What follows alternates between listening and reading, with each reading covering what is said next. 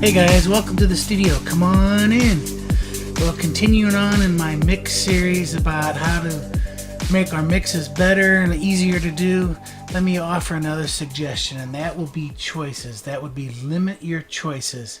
Now, in my previous video, I talked about during the tracking to go ahead and make some of those choices, such as go ahead and pick your guitar sound or go ahead and create a synthesizer patch that you're happy with and make that decision so you're just not overloaded with choices when it comes down to Mixdown.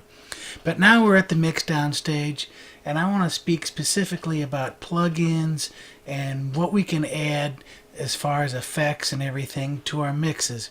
Now, I happen to use Sonar Cakewalk X3 currently is the version that I'm using, and it has the Pro Channel module in it. Now, admittedly, I have all the extras for the Pro Channel. I have the Concrete Limiter, I have their version of the Teletronics LA2A, the CA2A, the 1176, etc., etc. They have a lot of great plugins. But what I've done is I've really tried recently with my new computer build to limit the amount of plugins that I have on my computer. In fact, I'm just using the stock plugins that come with Cakewalk Sonar.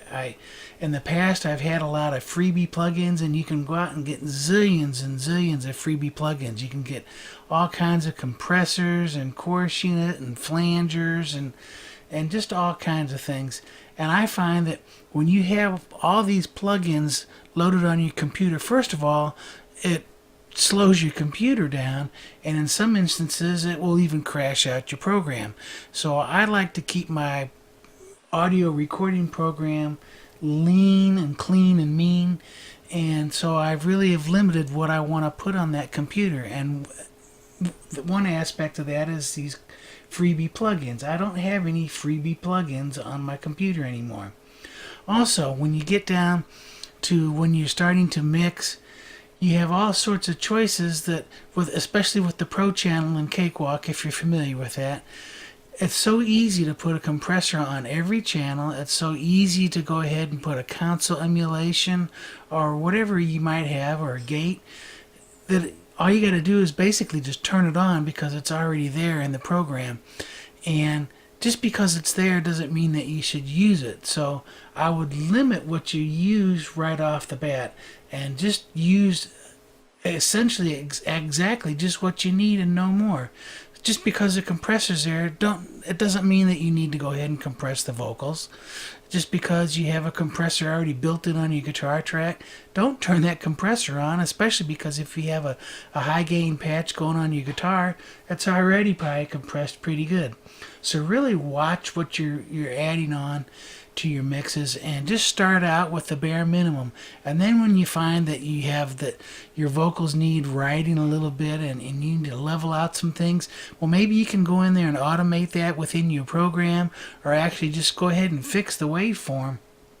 But don't just start slapping compressors on them, because a lot of times, unless you're totally comfortable with what you're doing, you're going to end up doing more destruction than you are doing good. So that's my tip. It's a short little video here that I want to present. Just limit your choices, what you do. Just because you have them, don't just throw it on your mix. You'll destroy your mix. And don't go be a plug-in hound and go out and gather all the freebie plugins that you can get. You're really wasting your time. And especially if you're just starting out, you're just going to get bogged down with all these choices. Now, as you get more experience, and I'm talking about having years under your belt of recording, maybe you want to go out and look for something specific that really suits your needs, and that's fine. But I'll tell you what you get with, and I don't work for Cakewalk, but what you get with their program, their producer edition, is really all you need to make a very high quality recording. That's it, guys.